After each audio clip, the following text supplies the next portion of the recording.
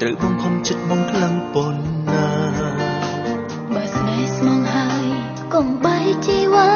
ទួងវាសនាមិនបានជួបគ្នាបងនៅតែជំនះមិនឈ្នះគ្រួសារអូនទេនេះមកអូនដឹងហើយថាពិបាកយ៉ាងណាពេលដែលរៀបរនៅក្បែរកលយានដឹងហើយលឺហើយពីរឿងគ្រួសារត្រូវដើរផ្លូវណាយើងទាំងពីរអូនព្រមជឿចាប់ពេលខ្លីស្រីត្រូវចាំក្នុងចិត្តថាមានស្នេហាត្រូវឈឺចាប់បងក៏ធ្វើអ្វីស្នេហានៅលោកីពាក់ក្តីហើយអ្វីព្រមគ្នាបងស្មោះនឹងបងក៏យល់ដែរត្រាំតែកុំចាចោលអូនជុំយំទៅអូនព្រោះយើងគ្មាននិស្ស័យជួបគ្នាវិញជាថ្មីឡើយទូអត់ខំអូននឹងទាំងបាទលោកស្រីនឹងមែនចង់ដេកឡើយនៅតែសូមទុកអនាគតឲ្យនាងផង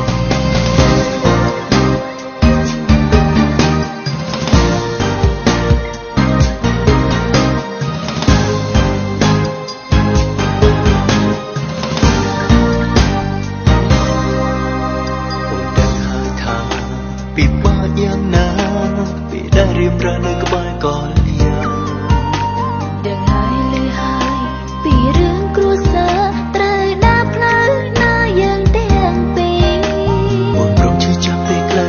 ស្រីត្រូវចាំក្នុងចិត្តថាមានស្នេហាត្រូវឈឺចាប់បងក៏ធ្វើអ្វីស្នេហានៅលោកីពាក់ក្តីហើយអ្វីព្រមគ្នាបងស្មោះនឹងបងក៏យល់ដែរត្រាំតែកុំចាចោលអូនជុំយំទៅអូនព្រោះយើងគ្មាននិស្ស័យជួបគ្នាវិញជាថ្មីឡើយបានហើយទូអត់ខំអូនមកវិញមិនយកទៀតហើយចង់ដេកឡើយតែព្រមថាបងក៏ធ្វើអ្វីស្នេហានៅលោកីពាក់ក្តីហើយអ្វីព្រមគ្នាបងស្មោះនឹងបងក៏យល់ដែរត្រាំតែកុំចាចោលអូ